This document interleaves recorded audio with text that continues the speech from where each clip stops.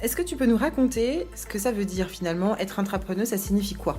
Alors, tel que je l'ai perçu, intrapreneuse, c'est d'abord être convaincu à fond de son sujet. C'est accepter de rentrer dans une phase de vie, on va dire, puisque ça peut durer, dans mon cas, ça a duré 1 an.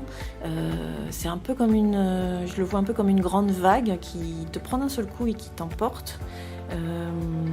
Et du coup, c'est assez rapide, assez accéléré.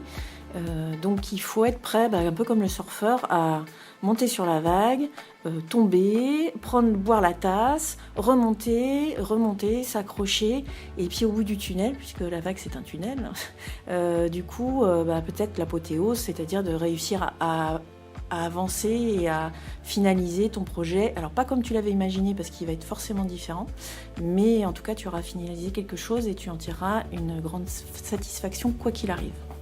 Ça a plutôt l'air d'être une chouette aventure. Est-ce que tu peux juste nous expliquer quels sont pour toi les points positifs de devenir comme ça intrapreneuse et finalement les difficultés que tu as pu rencontrer et que sont susceptibles de rencontrer les autres intrapreneurs?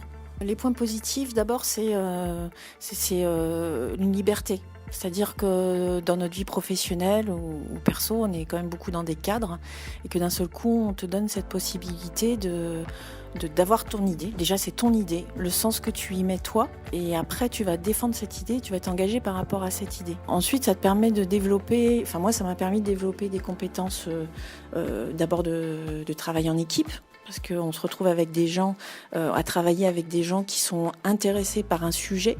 On n'est pas dans l'obligation de travailler avec quelqu'un, on le choisit par rapport à un sujet qu'on veut défendre.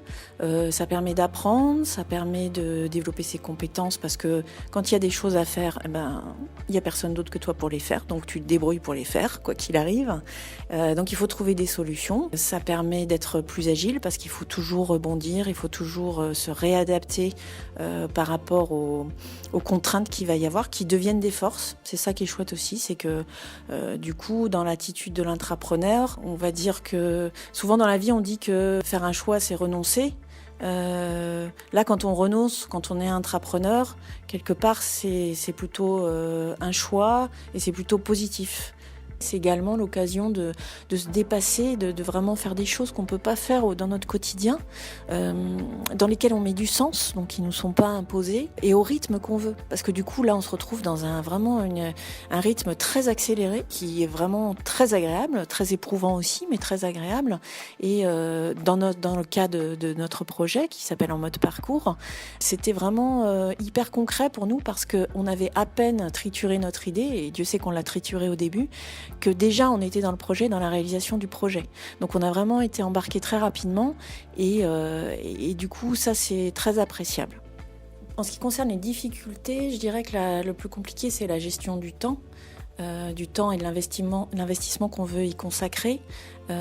Donc il faut être un peu prêt à ça quand on se lance dans l'aventure, sachant qu'on ne sait pas trop où on va, qu'on peut être un peu seul, donc d'où l'importance de l'équipe. Il faut bien être soudé et aller chercher des synergies et des supports un peu partout. Est-ce que tu as un moment mémorable à partager avec potentiellement les gens qui auraient envie de devenir entrepreneurs? Alors, le moment mémorable pour moi, ça a été... Alors déjà, c'était un projet quand même à engagement sociétal, donc il y avait beaucoup d'émotions. Globalement, on a eu des émotions, ça c'était super.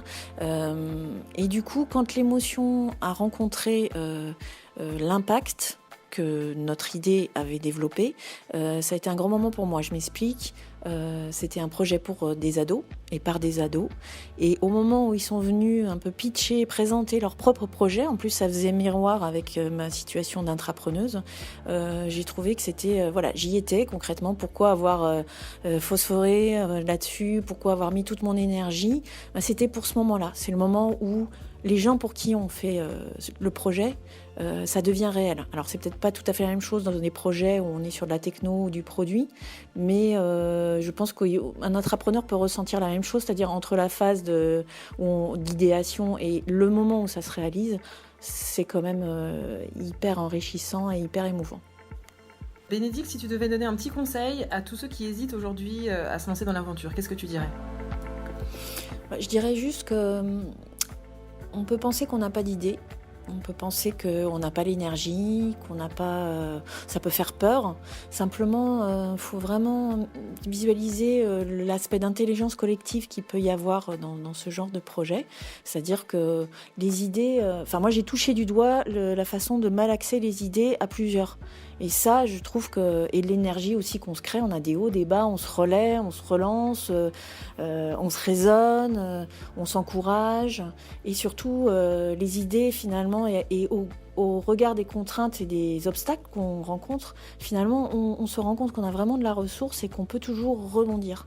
Donc voilà, il faut garder le cap, il faut se dire qu'on est capable et puis compter sur les autres et ça marche. Génial, merci beaucoup Bénédicte et j'espère surtout que tu auras donné envie à d'autres personnes de rejoindre l'aventure. Merci beaucoup. Merci beaucoup.